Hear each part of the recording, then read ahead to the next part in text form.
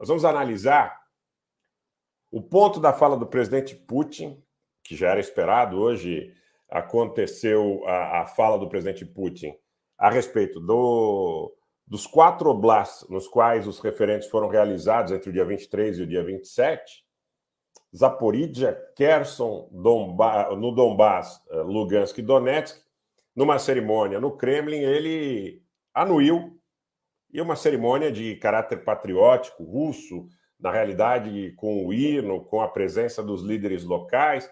Quer dizer, foi referendada aquela posição em relação à admissibilidade da incorporação dessas áreas ao território russo, que é bastante polêmico sob o ponto de vista do direito internacional, mas, em relação a termos práticos, hoje existe a presença física da administração civil e militar russa na maior parte desta região. Basicamente na região do Donbas de maneira mais expressiva, Lugansk e Donetsk, em Kherson e em Zaporídia de maneira ainda parcial. Ele teve uma fala que eu divido em 3 aspectos e, inclusive, postei agora há pouco no nosso canal no Twitter, e eu quero falar sobre isso, porque são muitos os temas que nós temos para conversar. É uma manhã de sexta-feira, mais uma vez, muito tensa, e eu observei o discurso do presidente Putin com atenção e vou analisá-lo em 3 vertentes principais. Bom, a primeira delas é a seguinte, e aqui leio o texto que postei agora há pouco no Twitter. As questões territoriais merecem ser observadas sob um único prisma. Os aspectos da admissibilidade e da autodeterminação deveriam valer indistintamente, e a aplicação relativa aos requisitos da Convenção de Montevidéu não pode escolher países e povos simpáticos às agendas da vez de grupos poderosos.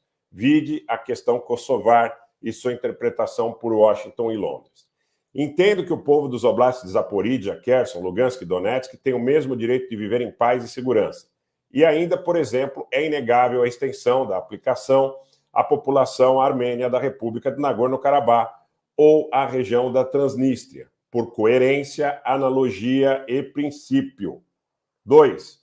No que tange às questões de imposições culturais pelo presidente Putin referidas, estou de pleno acordo. Não há possibilidade, aqui não estabeleço juízo de valor, de admitirmos uma agenda exportada pela cultura anglo-saxônica, de maneira que ela possa ser imposta a culturas milenares, exortando outros povos a abrir mão de sua história, religiosidade e tradições que remontam a séculos. 3.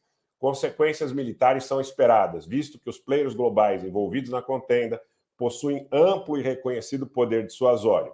Se não houver célere e séria disposição das partes para a negociação, o risco da escalada com consequências imprevisíveis é mais real do que nunca. Bom, agora vamos aqui à questão fundamental da reação por parte do governo ucraniano. Não sem antes, pessoal, dizer para vocês o seguinte, que há uma questão que já gerou debates, gera debates no Twitter e merece consideração, das balizas para a imposição destes referendos e resultados. É uma questão que precisa ser discutida, mas alguém me disse no Twitter o seguinte, que esse referendo teria sido feito à ponta de baioneta. No Kosovo, no Kurdistão iraquiano, no Sudão do Sul, eventualmente não foi diferente. Então, o que nós temos aqui, como é muito grave e notório, é a falta de uma instituição multilateral que possa, efetivamente, ter a capacidade de promover uma arbitragem decente e crível, acreditada pelas partes. É esse o ponto fundamental. Nós estamos vendo um mundo pós-Segunda Guerra cuja realidade não se adequa mais ao momento em que nós estamos vivendo. Então, é muito grave e merece uma consideração essa questão aí, inclusive das balizas, porque é a história que a gente defende em relação ao judiciário brasileiro, à política interna. Pau que bate em Chico tem que bater em Francisco. Esse é o grande ponto que chama, a parte a questão de simpatias ou antipatias a priorísticas, o debate para a racionalidade. Se vale para o Kosovo, tem que valer para Zaporídia, tem que valer para Kherson, tem que valer para o Donbás, tem que valer para Nagorno-Karabakh, tem que valer para a Transnistria, tem que valer de maneira absolutamente clara os preceitos, pelo menos os 4 fundamentais da Convenção de Montevidéu, cito, da década de 30 do século passado. Agora, isso é discutível. Esse é um ponto a ser discutido.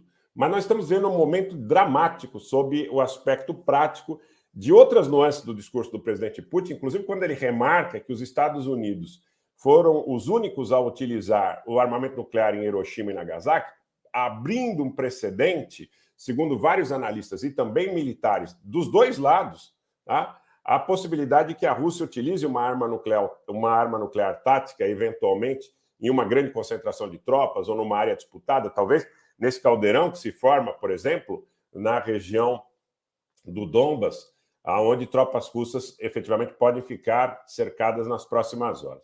Então, é possível que nós estejamos tratando de uma questão que, no limite, se não houver uma negociação eficaz e rápida, célere, nós tenhamos efetivamente, sim, a utilização de armas nucleares táticas, conforme a gente já vem alertando aqui há muito tempo.